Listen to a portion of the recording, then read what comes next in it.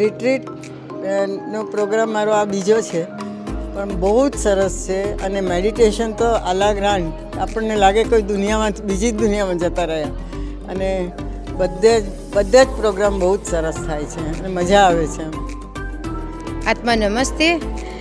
રિટ્રીટમાં આવ્યા પછી આપણો કોન્ફિડન્સ લેવલ છે ને બહુ બધો વધી જાય છે. અને અહીંયા આવ્યા પછી ઘણી બધી આપણને એવી બધી વસ્તુ શીખવા મળતી હોય છે, સાધના માટે શીખવા મળતું હોય છે. ઘણા લોકોના એક્સપિરિયન્સ જોઈને પણ આપણને જીવનમાં આગળ વધવાની બહુ તક મળતી હોય છે.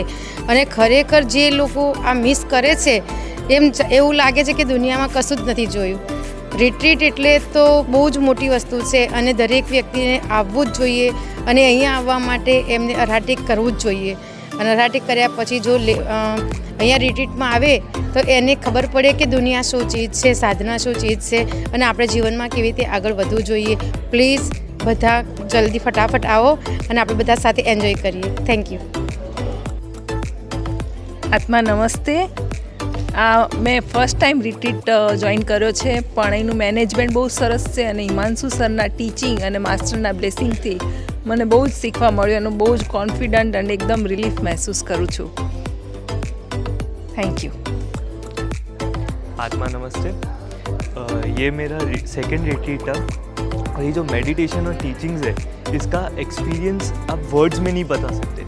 एज अ स्टूडेंट ये टीचिंग्स आपको इतना हेल्प करती है, हर एक प्रॉब्लम्स में कुछ फ्यूचर में आता हो उसमें भी आपको बहुत ज़्यादा हेल्प करती है और पढ़ाई में भी काफ़ी काम आती है.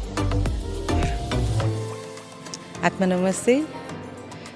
મને આજે કહેવામાં આવ્યું છે કે અરહાટી યોગા અને માસ્ટરના ટીચિંગ દ્વારા મને મારી ફેમિલીને સ્પેશિયલી મારા ચાઇલ્ડને કેવી રીતે હેલ્પફુલ થશે. સો મને એવું લાગે છે કે ઇન એની વે કોઈ લાઈફના કોઈ પણ ફેક્ટર્સમાં ગ્રો થવું હોય ને તો યુ નીડ વર્ચ્યુઝ. અને બાળકો ઓબ્ઝર્વ કરીને જ બધું શીખે છે. અને જ્યારે બાળક પોતાના પેરેન્ટ્સને જોશે સાધના કરતા, મેડિટેશનને બધું કરતા અને સ્પેશિયલી વર્ચ્યુઝને ફોલો કરતા, તો ઓટોમેટિક એની અંદર એ સંસ્કાર ત્યાંથી જ એ જોડાઈ જશે અને લાઈફની અંદર વધારે સક્સેસફુલ થઈ શકશે બધા જ ફેક્ટર્સની અંદર, નોટ ઓન્લી ફિઝિકલ પણ સ્પિરિચ્યુઅલ પણ. સો આઈ થિંક કે આવી રીતે જે બાળક છે મારું, મને મારા ફેમિલીને અને આવા જે ઇવેન્ટ્સ હોય છે એમાં આવીને એ બધું ઓબ્ઝર્વ કરશે ને ઓટોમેટિકલી એ બધી વસ્તુઓને અડેપ્ટ કરશે, જેને અડેપ્ટ કરવામાં લોકોને ખૂબ પ્રયત્ન કરવા પડતા હોય છે.